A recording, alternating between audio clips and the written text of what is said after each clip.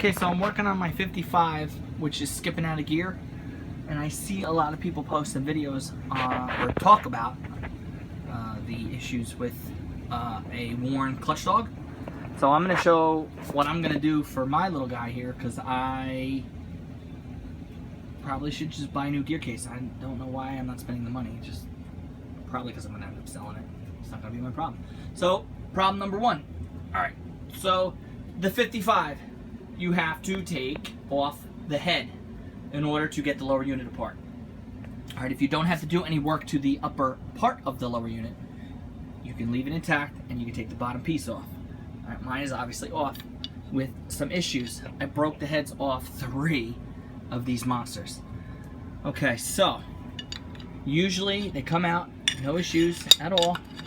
If they don't, I hit them with my impact wrench, you know, the screwdriver where you hit with a hammer in it, and of course the head's cut in half. So the next option was to drill. Now I kind of chewed up the bottom half here, alright, but the bottom half, I didn't do any damage to any internal parts. So yeah, I chewed up the bottom half, but I got the nub of the head grinded off so that I could leave, the whole point was to leave a bite off in the hole here. So now I can grip it with vice grips and rip this sucker out. If you get to this point and vice grips aren't doing the trick or whatever, you're gonna have to drill and tap. Alright, with any case, luckily for me, I don't have to drill and tap. A little brute force and I got it off. Okay, I'm sorry I didn't show it, but this is what it is. So, with the unit off, alright, that's your shifter here, and then you got videos showing this all over the place. With that apart, here is the gear case in its entirety. Okay, I couldn't get the propeller off, but it's okay. Now, this slides on and off. Slides on and off. Okay, I'm gonna try to make a decent video for once. Slides on and off. Okay, let's see now. This is the forward gear. You can see it worn there. You can see it. That's good. Worn. Slipping out of gear. This gear theoretically isn't the problem. It's part of the problem. Okay, but the real problem is the clutch dog, which is in the middle. Okay, engages when you shift, reverse or forward. Alright, and if you look at my clutch dog, you'll also see worn. See it worn there? Right there. Boom. Worn. Worn.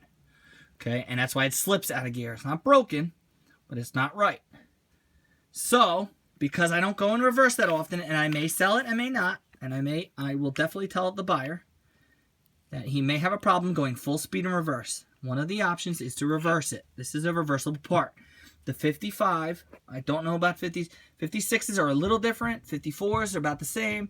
Please go on iBoats, go on your website and check it. This is the way it was. This is reversible. I'm going to reverse it. Let me triple check that. Right, the worn part's going to go on the reverse. So I'm not going to have a fully functioning reverse. It will work, but if I go full speed, it will skip out. And I'm going to reassemble the forward gear. Just slide it back on. And it is worn, so I may put this all back together. It might not be for naught. I'm going to put a lot of work into this.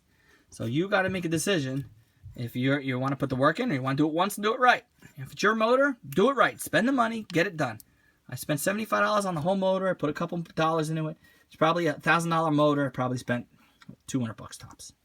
So it really is worth it for me to put more. But I'm going to try to resell it, so I'm going to try to make every dollar. Everybody's got their own opinion. Anyway, so clutch dog's reversed. Now I'm going to reinstall into the lower unit. See if I can show how to do that. Okay, if any of you people who work out of your basement know, I'm getting frustrated because I'm trying to hold the camera, I'm trying to show what I'm doing. It's impossible. I'm getting frustrated. So there's a hole in the gear and there's a pin in the bottom. You got to line that up. Okay, and since you didn't take the head off, the shift rod stays in.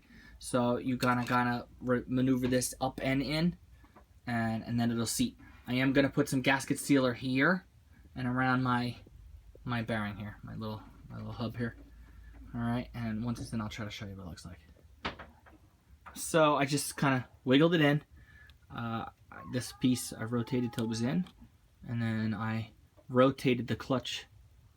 I think this is the clutch dog, or at least the little hoof within the clutch dog, so it will fit my shift rod. All right? So now the shift rod can successfully shift in or out, assuming everything is lined up right. All right. So I'm just reassembling the bottom. You can catch a video on how to open and close these guys. My main thing was I wanted to show me taking the gear out, reversing the clutch dog as a temporary fix for a motor that was skipping out of gear. And as you saw, my forward gear wasn't exactly perfect. So I'm going to water test it. I'll show the water test. If it flips out of gear again, I'll know I have to redo it. So I'm not trying to yell at people. I'm not trying to be Mr. Righteous, but y'all are your own person. You do you. You know, don't try to comment and tell somebody how they should do or not do something. This is my motor. I'm going to choose what I want to do with it, but I know the consequences. So do it once and do it right, or do it my way. Just isn't exactly half-assed, but you know, it gets the job done. And you make your own decisions. Y'all are grown adults.